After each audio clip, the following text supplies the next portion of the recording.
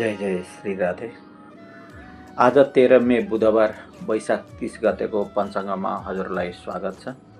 आज ज्येष्ठ कृष्ण एकादशी। आजको एकादशी अपरा एकादशी नामले प्रसिद्ध छिन्।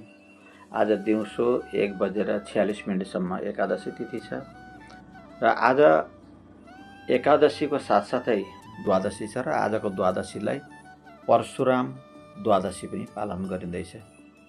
त्यस्तै प्रकारले आज माता भद्रकालीको जयन्ती पनि भद्रकाली जयन्ती पनि धुमधामका साथ मनाइँदैछ।